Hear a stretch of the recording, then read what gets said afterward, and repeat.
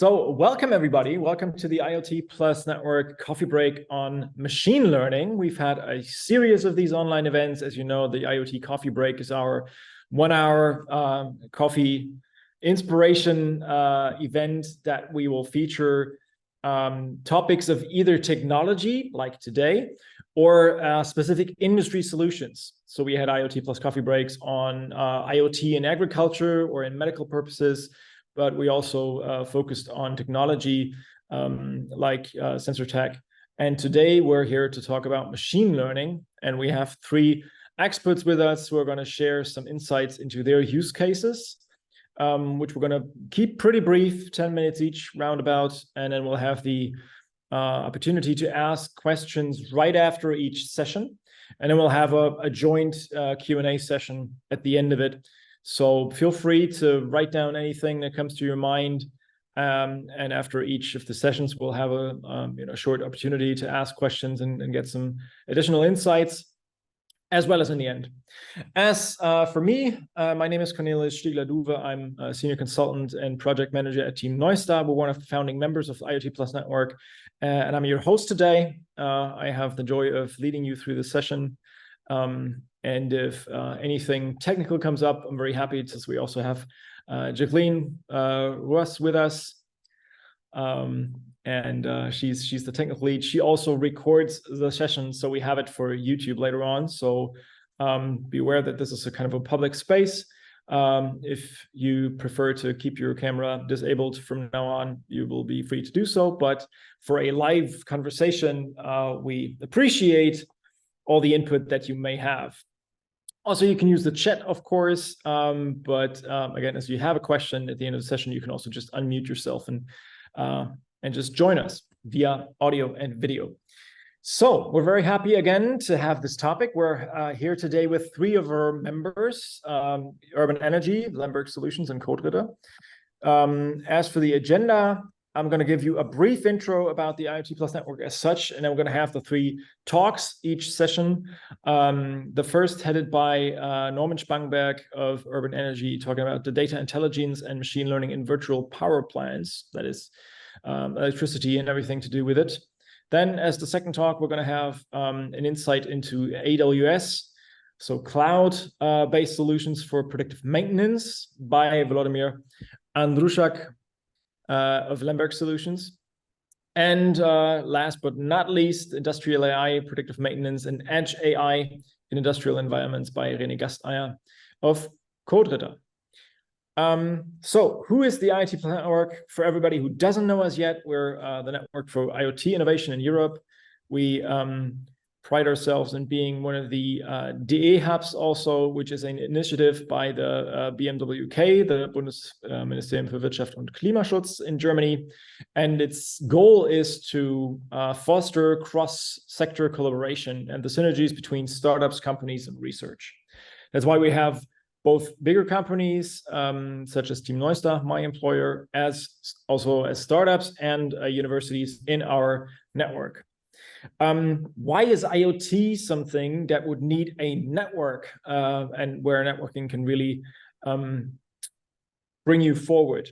The thing is that the broad spectrum of solutions and challenges that you'll face with IoT have a real complexity to them. So from sensor to analytics to alerting to back channels, it's really a lot of steps that need to be taken, a lot of elements in the signal chain and in the value chain. So our initiative shall be the breeding ground for trusted and reliable partnerships where we can exchange knowledge and we can provide you with a selection of partners that can really deal with IoT from A to Z and give a end-to-end solution. So cooperation and collaboration in IoT, more than in other fields, is a model that could be successful here and that we think is the best step forward when you're facing complex challenges. What does the IoT+Network offer? We have a broad range of services and focus areas, from talents and collaboration to knowledge exchange and skill building. Also, we offer matchmaking and finding the right partner for your challenge. So we do educate people and students from the Code University, for example, in IoT matters, but we also find the right match for you if you have an IoT challenge or you work an IoT project and need a partner. May it be in hardware, in sensors, in gateways, in analytics, you name it. So we have, apart from the matchmaking, also a focus on visibility. Of course, we want to make these use cases that our members produce visible, which this is very much a platform for. So we're also showcasing 3 of our members here with 3 use cases that we think are very valuable to the world and should be known. So the ecosystem as such is even bigger, as we have not only our own startups, but the connection to the DE Hub initiative, 12 digital innovation hubs across Germany that focus on different areas of technology and industries. We have the whole federal ministries behind us. We have Berlin Partner as the Berlin entity, but also the German trade representation abroad. We, of course, have corporations with a lot of these bigger events. We are in the research world also with members like our HTW, Code University, IoT One Academy. And we also seek partnerships with our networks like the MES Dachverband. So in general, we're a hub that aims to address the whole signal chain from the sensor, from the machine, pre-processing gateway to the analytics part, which is going to be probably what we're focusing on today, because machine learning mostly takes part in the cloud, though it might also have a space on the edge level already, and maybe more and more in the future. But we're trying to always focus on the entire chain and the entire value creation process, not only the data stream. Why are we relevant as a network? Well, not only that we're in Berlin, which is still the #1 startup city in Germany and among the best startup places to be in Europe.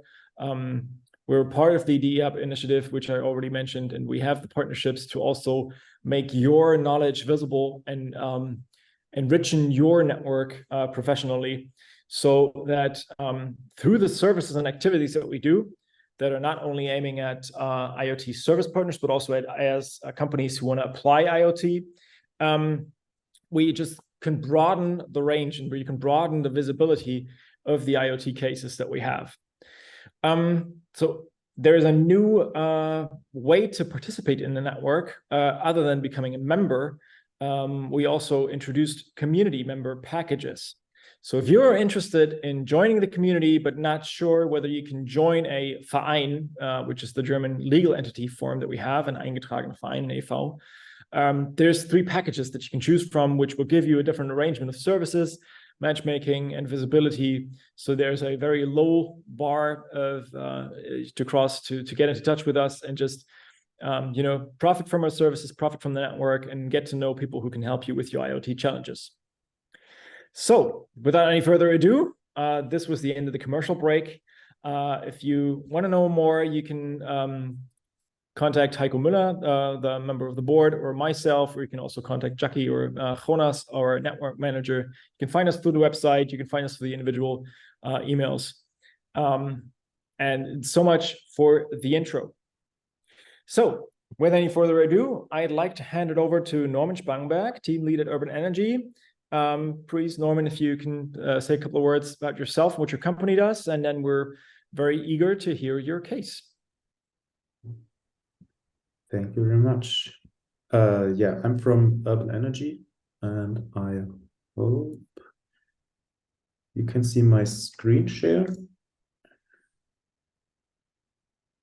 Great. So everybody can see the screen? Okay. Yeah. Yes. Thank you. Yeah, Urban Energy is a small company located in Berlin-Kreuzberg. It's next to the Moritzplatz, and we're very linked to the Adesso Group, which is a very large IT service company in Germany. And what Urban Energy does is everything with energy and related to data and AI. We do data science project for power providers in Germany, but we also develop several products like a carbon management system, which is called 0C, which is not part of the presentation today, but also we develop small and intelligent solutions for battery management systems or energy management systems, and also software systems for virtual power plants. And this is the topic of the talk today, data intelligence and machine learning in virtual power plants. And I will give you some insights from a research project we are part of, which is called VDKIS. Short introduction into VDKIS. It's a BMWK founded research project. VDKIS is an acronym for something about virtual, decentralized, and information systems. It doesn't matter at the moment. And the goal is to enable decentralized small power plants for FCR provision. So does everybody know what are virtual power plants? Does everybody know what FCR provision is? Okay, so I start with a short introduction to virtual power plants. So virtual power plants are in effect, as I said, decentralized power plants. So these are smaller power plants like the standard power plants we know in history, because we are already within the Energiewende, and the German approach is to focus on smaller power plants and decentralization. So we have a lot of solar systems, wind turbines, battery storages, and not that big nuclear power plants or gas turbines or whatever. And virtual power plants are a logical combination of a certain amount of these small power plants to act at the different energy markets that exist. And one of the energy markets is the FCR market. It stands for Frequency Containment Reserved. And frequency containment reserved is necessary to stabilize the power grid. So maybe you know the grid frequency we have in Europe and in Germany is 50 Hertz.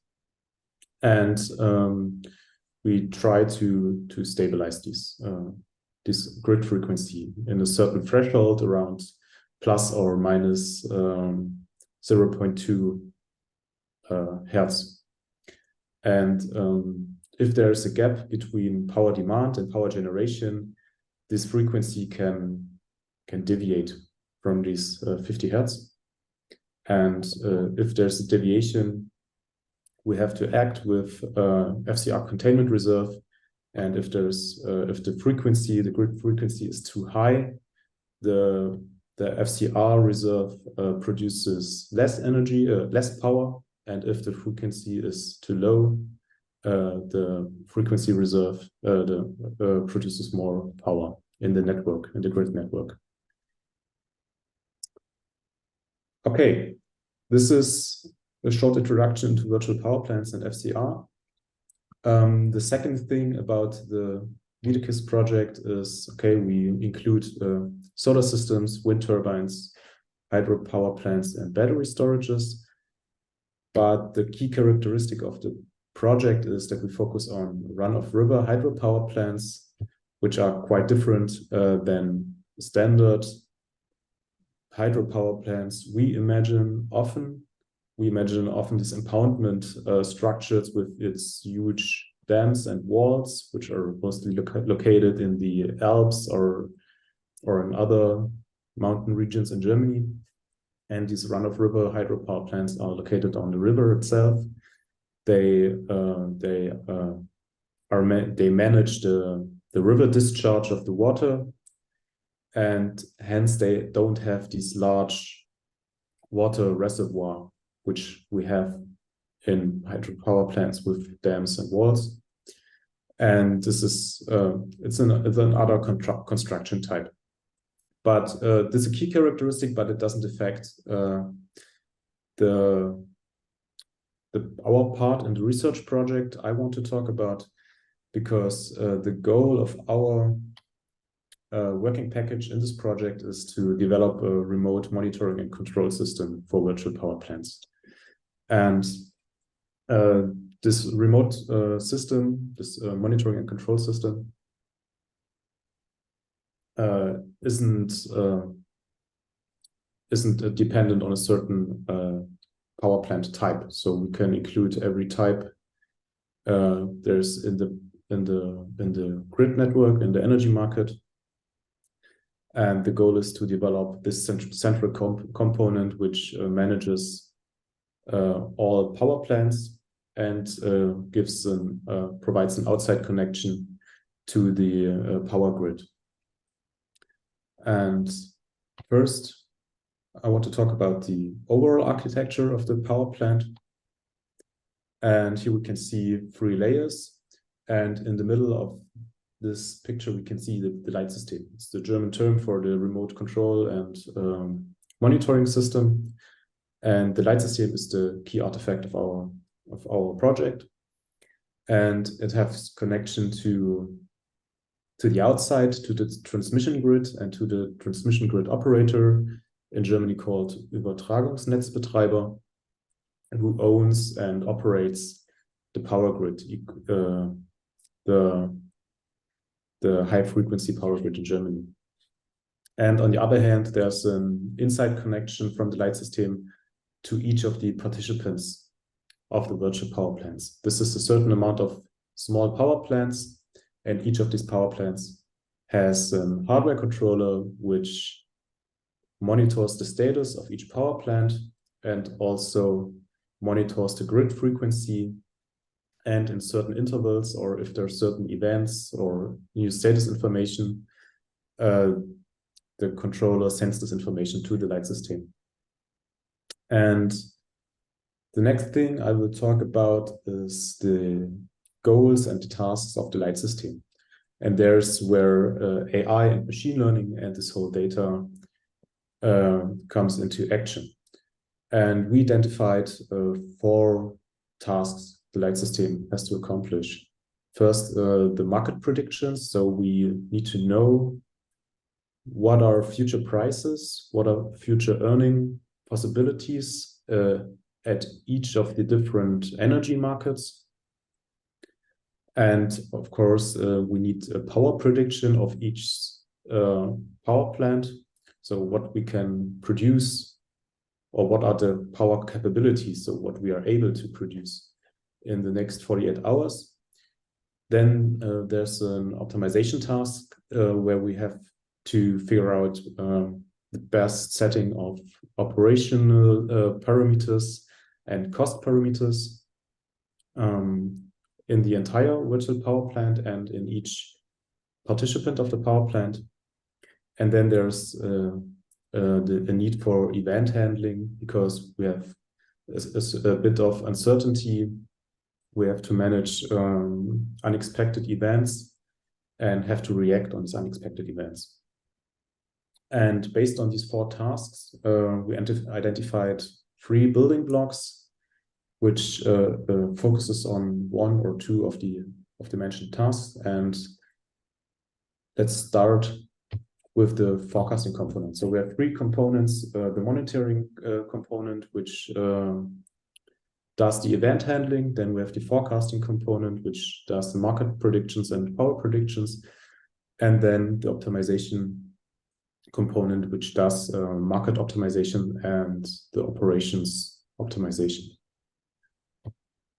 Okay, forecasting. In the forecasting component, we have an AI and ML pipeline. And this is where in the project the most of the work of the AI component is done.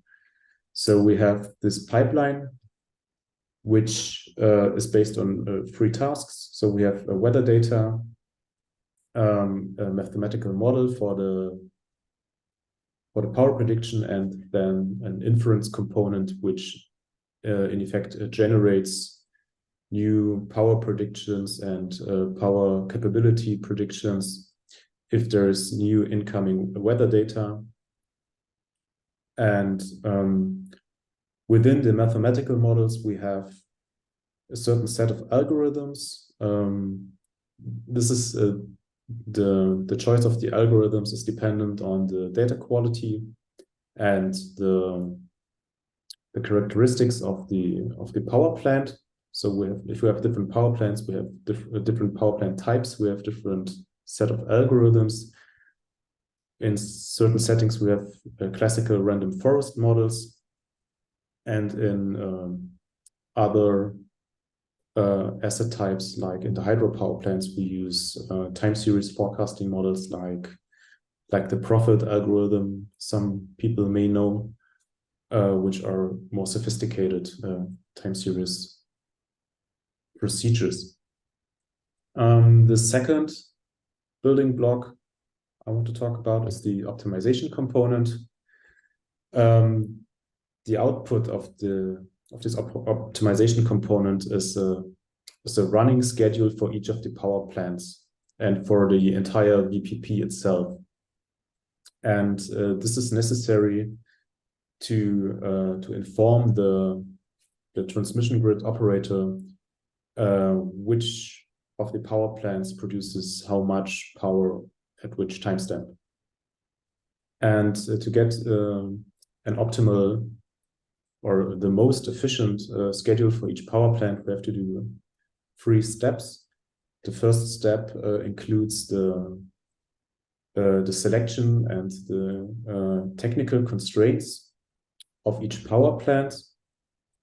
And it includes the prediction intervals of the power capabilities and certain dispersion measures to reduce the risk we have with the forecasts we have. Then we have to include in this step certain maintenance windows or other types or reasons why a power plant is not running at the moment. And the output of this step is a plant ranking, finally a list which power plant can produce how much power at which timestamp. The second step includes the economical constraints. For example, the market type we want to address, then historical prices and current prices of each of the power plants. And the result is the optimal bit size and bit price for each of the energy markets. So at the FCR market, we have at least to provide 1 megawatt. And if we cannot reach this 1 megawatt, we have to choose another energy market. And this is done in this optimization step, economical constraints. And finally, we have pool optimization, which optimizes the schedule for each power plant, where the economical constraints, the market optimization focuses on the virtual power plant in its entirety. The third step, the pool optimization, optimizes each of the power plants. And it includes the operations costs for each kilowatt power and the maintenance costs, because different types of power plants have different maintenance costs, different operations costs. And for example, 1 kilowatt of solar power is much cheaper than 1 kilowatt of battery storage power, because in the battery storage we have a certain wear and tear we don't have in the solar system. That's very interesting. Thanks, Norman. Looking at the clock, I'd love to just do a little bit of a break here. So quite an in-depth view already. Interestingly enough, you talked a lot about cost optimization. So as we understand, this project also as an output focused a lot on the buying and selling of energy rather than the energy security as such. Is that correct? What do you mean with energy security? Your algorithms are mainly focusing on how to ensure that there is enough power, electricity at each point in time, but also how to optimize the buying or selling of surplus energy that is produced, or whether there's a lack, then the the point in time and the amount of energy that has to be bought into the network so that there's sufficient electricity for everybody. Yeah, the focus is on the grid stability. Yeah, Stability, yeah. We cannot affect the power demand, so that's not the goal of the project. Of course, yeah. So thanks up until now. We'll maybe have the chance to dive a little deeper and go on further in your use case if we have time in the end. Is there questions from the audience for Norman and this project?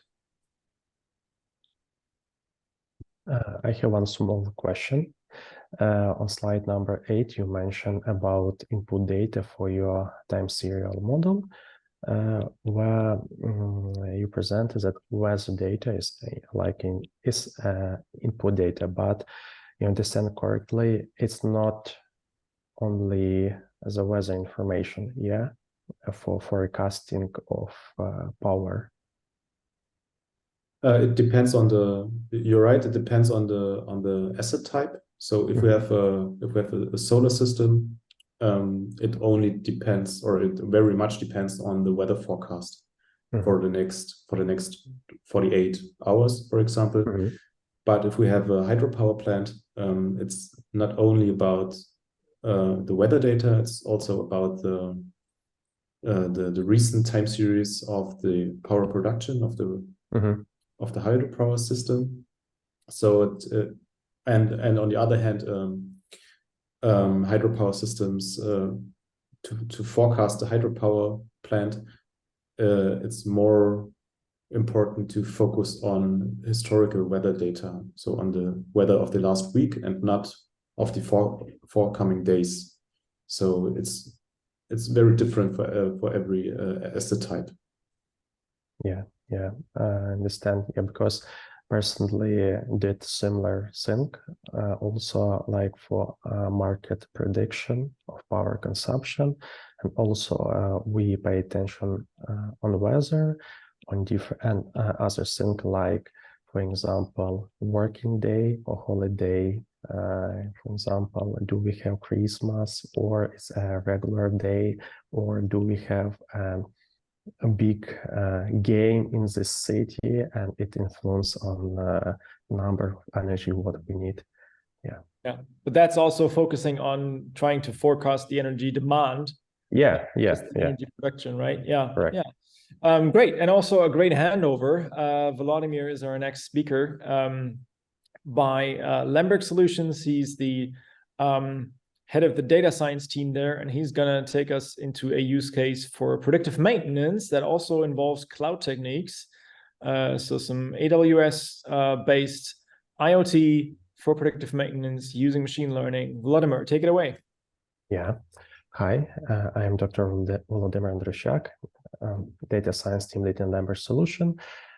As a team lead, I am in charge of all technical process in my department, and as an engineer, I work in sensor fusion and battery management domains. My company has 3 main line of development. First is digital development, second IoT, and the third data science.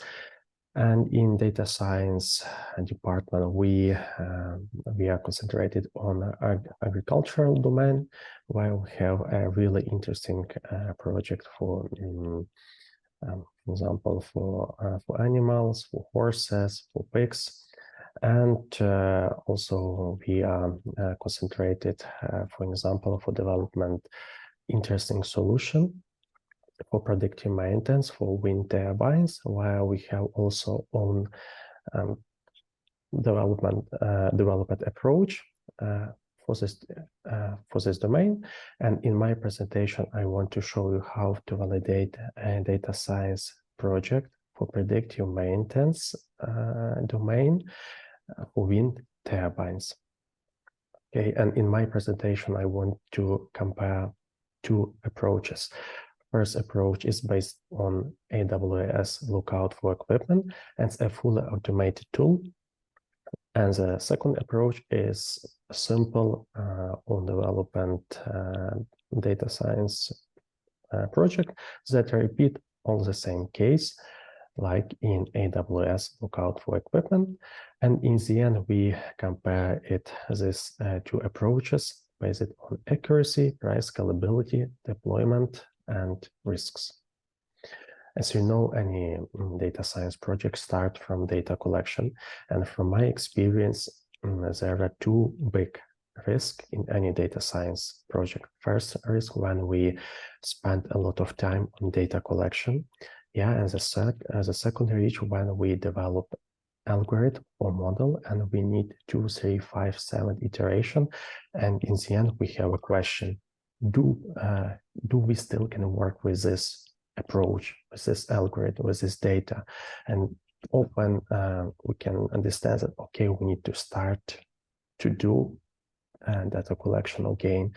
And sometimes we can spend years for validation of specific ideas. And I really like to minimize this risk and spend less time to understand, can we work with this data and can we validate this approach. In my presentation, I want to concentrate on wind turbines.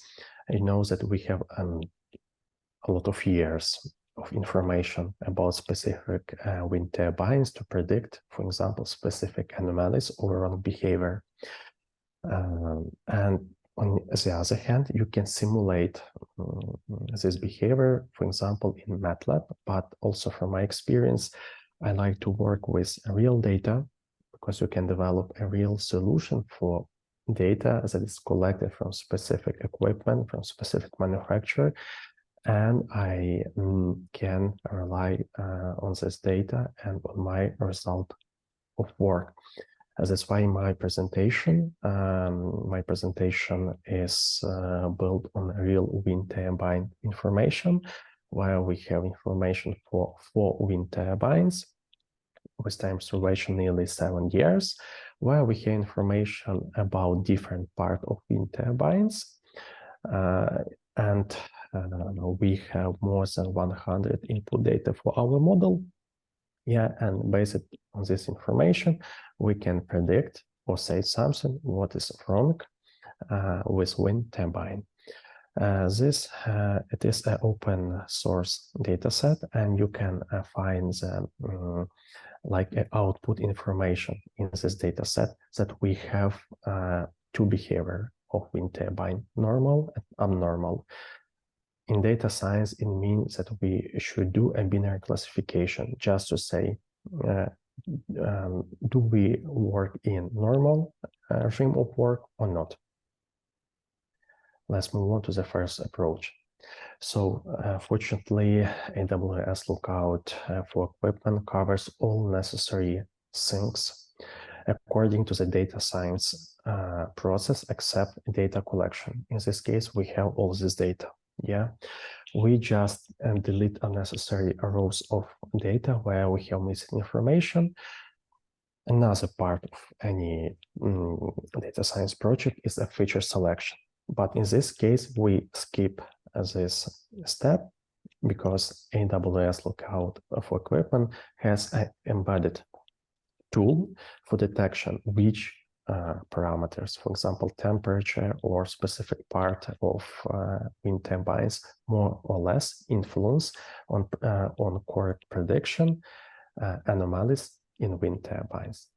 However, AWS Lookout for equipment only select necessary neural network for training and validation your idea. It means that as an engineer, I don't care about feature selection, model building, training, and validation. This tool covers everything. And in this approach, I think only about input data. Here you can see the outputs from this tool based on input data that I mentioned previously. In this part, you can see the influence on specific parameters on correct prediction, on prediction anomalies in this data set. And here you can see in the below part of my slide, you can see the prediction of anomalies, and you can see that we even have some wrong prediction. By the way, for testing part of the dataset, we have accuracy 92%. It's really high accuracy in case when we don't care about feature selection, model selection, building, training, and validation. It means that this tool can cover one big part of any data science project in predictive maintenance domain, for our case in wind turbines. Yeah. And the price is when we want, for example, to run this model, it depends only manually. Do you use the AWS lookout for equipment? And as you can see, that in 1 year, the price is a little bit more than $2,000. Yeah. But what about the second approach when we want to validate, like for example, like a data science engineer, I want to do it by myself. So like in previous case, we have not done feature selection for our model. It means that I have used all input data like in previous case. Also, I just show the result of feature selection by other algorithms. Honestly, I don't know about what's the feature selection algorithm is in AWS lookout for equipment, but by the way, it returns different results. It's normal for this algorithm. But by the way, when I manually build a simple neural network, train it on and host it on EC2 AWS, I can quickly get accuracy nearly 86%. It's less in comparison with AWS lookout for equipment. Price, of course, is less. Yeah, and but all this part I did manually. Okay, and just to compare these two approaches. So first of all, when I spent just the same amount of data for these two approaches, and in the first case, I got better accuracy, but higher price. Okay, when I want to, for example, to connect this tool, not only for one turbine, okay, for example, for farm turbines, yeah, it's not a problem. You know, our case is just to upload, for example, a specific information from SCADA to S3 store. In case when I develop by myself all the system, it's more complex system. And in the first approach, you even don't need a data science engineer. It's enough to have a cloud engineer, and this cloud engineer can quickly validate your idea and just upload this data to AWS lookout equipment. In the second approach, of course, you need a data science engineer with knowledge in specific cloud. Yeah, and in the end, I want to show you and mention about our own development in this area. It's a model that is developed by my colleague Paul Tkachenko. It's a SGGM model. And what is a real cool things in this model? You know, for example, when we use a wind turbine, we don't know about anomalies that we can meet, for example, in 1 year or in 5 years. And in this case, we can represent as a behavior of wind turbines, like in mathematical language, like a hyperbody, and all this normal behavior of wind turbines. It's a normal normal behavior. Okay, let's call it of hyperbody, and that all other things that is not related to the hyperbody, we can say that it's an anomaly. Yeah, and in this case, we don't even need to know what is the nature of this anomaly. Or, for example, we built a new wind turbines and we don't know about a problem that we have in 10 years. Yeah, and this approach allows to collect data from wind turbines when we work in normal mode, when we don't have any problem, and other things that is not related to the normal mode in presentation of hyperbody, it's an anomaly. That's an interesting conclusion there, how to label anomalies at not being in the normal state. Thanks a lot, Volodymyr. Are there questions from the audience regarding this talk? Well, I have a question. You mentioned that in the first approach you evaluated in the, I think it was Lookout. Yes, it has a higher accuracy. Yes. Do you know which kind of model or algorithm does this approach used for the predictions? It's interesting thing, you know, that in Lookout for equipment select all model based on your input data. In this case, I even don't know about what is a model and structure of model is used for this case. You know, that it's like an advantage in case when I don't want to see and understand how it works in comparison with manual work. Yeah, and is this just uploads this data on the one hand, we have input data from SCADA, from wind turbines. On the other hand, we have input data where we have labeled information about a problem. So it's deep learning with supervisor, but this tool only look at this data, and like an engineer, I don't know the structure of this network, and the task is just it's under that this tool cover all this thing under hood, and just turn this result. So this is interesting. If you go to your comparison, there would be three more points that would be very interesting, I think, to wrap it up. One is, as you mentioned, for the AWS Lookouts way of doing things, you don't even need a data scientist. You just need a cloud engineer. Correct. Versus for the second approach, of course, you need some data science knowledge. Also, I'd be very curious to see the comparison, the amount of man hours. So how much time did you have to invest into doing each of the cases? But the last point is very valid, Norman, that you said that AWS Lookout seems to be a black box in terms of which model was used and how the analysis could be reproduced or explained, as we all have the challenge of also producing explainable AI or explainable machine learning algorithms for the future. So in this first approach, we do have kind of a black box in the sense of why was the model chosen? Is it really the right model? Would we have chosen the same model as human decision makers versus the machine choosing which machine learning model to imply?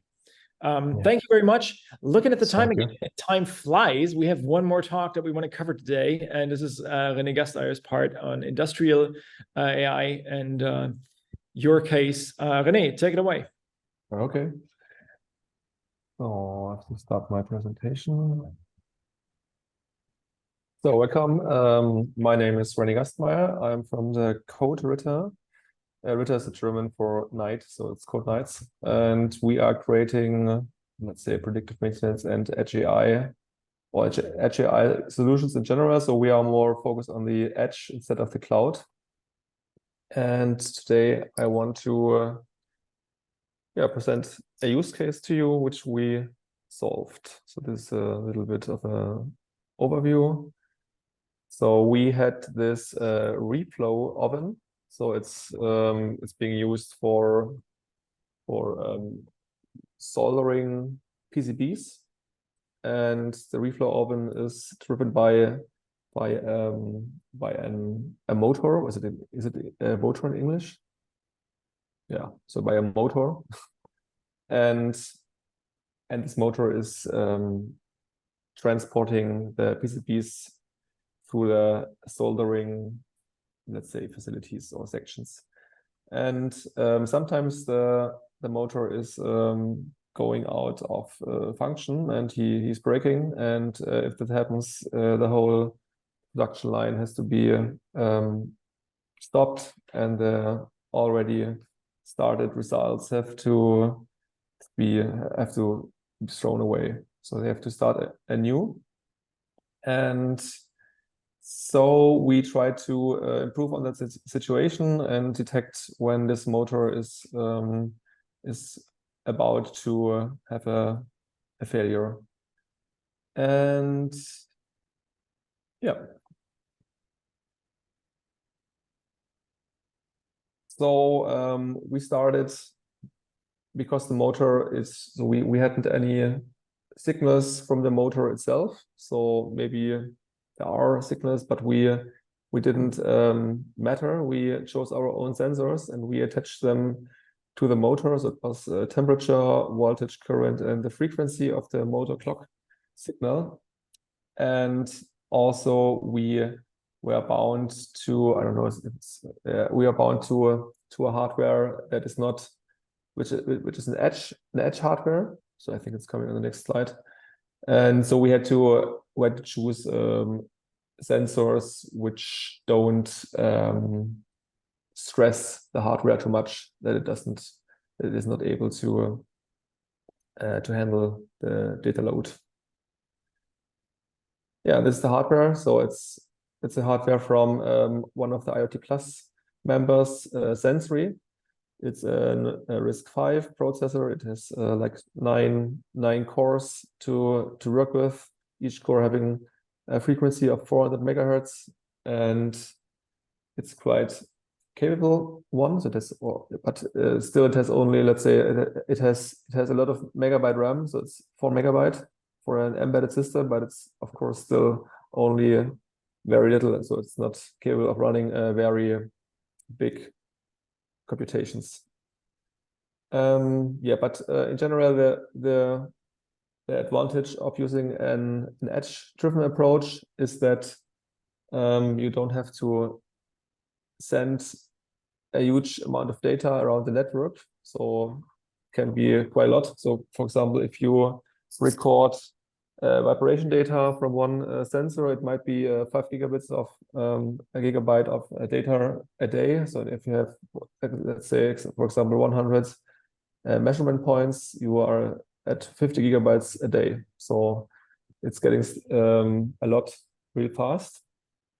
And the sensor data most of the time is not the thing that you want to persistently store. And if you store it in the AWS, you have to pay for the way into the cloud. You have to pay every day the data is in the cloud, and you have to pay for getting it out of the cloud. So there are three parts where you are being charged with money, and you can, with an edge solution, you can save that money or a lot of money in that regard.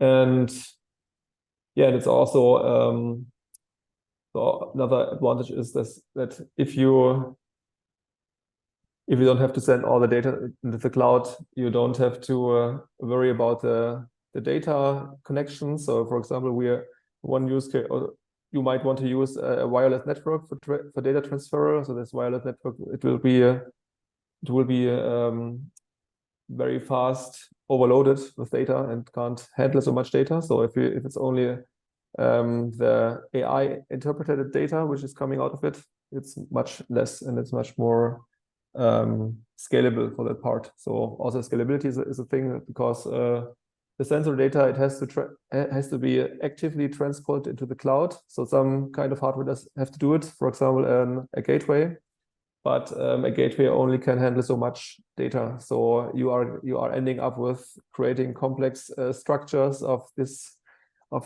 data goes over this gateway, and the other chunk of data over this gateway, and so on. And it's becoming increasingly complex. And with an edge solution, you don't have this problem, because you just scale with every installation, because every installation brings its own hardware. So it can be an advantage. So let's now get to the edge AI part. So the topic of this coffee break is machine learning. So we didn't use machine learning in our solution, because of the, in this case, limited resources, it might be even possible to use. So we already used Edge AI on this device, and it's working. But in this case, we wanted to go on. We wanted to try out other AI algorithms. So I guess, as everybody knows, AI is a field of computer science, and not only machine learning is part of this field. So there are other algorithms too, which are quite capable. And also, I discussed the topic with data scientists, and they say at the moment they would even prefer to use a non-machine learning algorithm, because it's easier to handle. It's you don't have to train it. It's if you have to adjust parameters, it's easier, and it's more explainable in that way, and it's more adjustable because it's handcrafted. So if it's possible, they say they prefer, so the people I talk to, they prefer to use let's say non-machine learning algorithms. So in this case, we have a non-machine learning algorithm, so maybe it's interesting too. Yeah, and so what did we do? We had all those sensor data. So this here is a correlation matrix. So the correlation of two values is high if it's red, and it's low if it's bluish. And here we can see that the temperature is not correlated very much. So this was the first step to find this out. So we eliminated the temperature from the signals we want to use in our algorithm. In the next step, we plotted the current versus the frequency of the motor, and then we saw that there are two, let's say, clusters of data points, which impose the challenge on us to identify those clusters, because now if we want to say we want to make some assumptions about a data point, we at first have to assign the data point to one of the three clusters to be able to make an accurate assumption. Because if we take a data point from the, let's say, cluster on the bottom and apply algorithms or mathematical operations on it, which could also work for the cluster on the top, you will see that a point in the bottom or on the top, which is very on the right outside, is still a valid data point, while at the bottom it's not. So we have to identify the clusters at first. So we used, I think, yeah, it's sitting there. We used k-means for this. So this is the first step. So at first we are clustering. So we clustered the data points, and then we got those two lines that you can see there, and then we can classify one data point into one of the three classes. And now that we know that, we go on with a let's say classic, yeah, what's in English? Yeah, Gauss. I don't know. The Gaussian Normalverteilung, meinst du? Just yes. a bell curve over the yeah. Yeah, the bell curve. Yes, the bell curve. We went on with the bell curve, and then we tried to optimize the parameters of the bell curve. That's the red one is the bell curve for all three classes, and we try to optimize them that they fit into the existing data points, because the existing data points, they are those who represent the motor in its healthy state, and we want to detect the unhealthy state.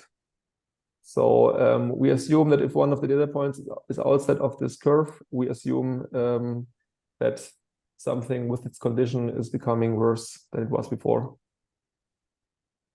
Okay, yeah.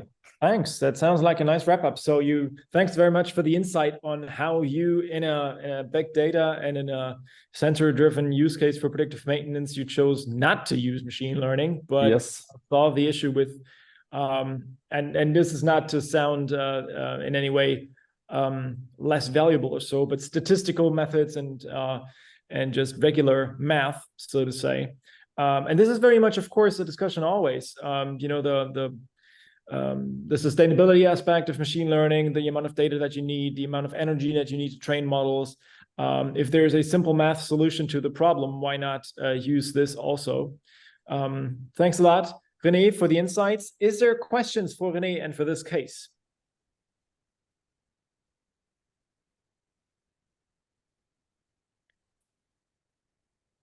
Okay, that doesn't seem to be the case. I would have one question for all of you to just wrap it up for each of the speakers. In your project and in implying AI or ML or algorithms or not, what was the one biggest surprise, the thing that you learned, the thing that you maybe didn't expect when you started out to do the project? What's the one learning that you took away from your projects? And I would like to just each of you give me a short answer, starting in the order of the talks that we had. So Norman, you'd be first. What was your biggest surprise during your project work? Well, it's good for the last part of the talk. I think most surprising was that it's not about the algorithms. So it's not necessary to use the most sophisticated algorithm and the best paper from the latest deep learning conference. It's more about high quality data. It's more about bringing models into operations, build models that can be used, and not the best model which works in theory. Okay, thanks. So it's more about data quality than the latest and the most sophisticated models. Volodymyr, what's the biggest surprise that you found in your case? Okay, in my case, I just look at my big project, for example, 2-3 years. First problem is when I don't pay attention on automation of different process, or for example, my algorithm runs 40 minutes, but I can improve on to get 5 minutes, yeah. But when I need to run it 1,000 times. It makes sense. First thing. The second thing is importance of data collection and how you pay attention on all conditions during this process. For example, during the computer vision, it makes sense different lights, different things, condition, all this influence on variety of your data, you know, and how it influence in final estimation in final product. And the third thing is documentation when you work in 2-3 years, because, you know, for example, when you did iteration number 42, you can understand that it was your iteration number 2, yeah, in previous. And it's also important when you work with a big team, you know, and someone don't know what was 2 years ago. Yeah, and from my vision as a team lead, as a third, all these things, it's my lesson learned during this data science project. Yeah, thanks very much. Yeah, documentation is always important. And I definitely learned that there's a new way to just get a pretty automated, but pretty well accurate estimation of whether there are anomalies in the data set that can be detected through the AWS Lookup. Thanks for that. René, what was your biggest surprise when working on this project? Yeah, my biggest surprise, of course, was that we achieved a lot with simpler approach. I mean, it's simpler than machine learning, and yeah, this. So today the machine learning is the same for AI in general, which is not true. Yeah, and so people or we all might forget that there are also things beneath the hype, and I think it's worth considering. Absolutely. Absolutely. That's one of the first questions that we also, as a software company, always ask our clients when they come to us with an AI project, like what's the job to be done? What's the data that you have, and what kind of expectation do you have? And if there's a simple math solution or even a complex math solution, and we don't have to go into the field of AI or machine learning, it's always valuable to compare the options that you have and take a more broader perspective, also taking energy consumption and sustainability and et cetera, and cost into consideration. So thanks a lot again to all the three of you. Thanks for your cases. Thanks for your time and energy. Thanks to everybody who was in the audience. We're a little bit over time here, but that's the good sessions that always have a little bit of a surplus of time needed. Thanks a lot to everybody. We're IoT+Network. If you are interested in learning more, please get in touch. And see you again next time in our coffee break. Have a great day, everybody.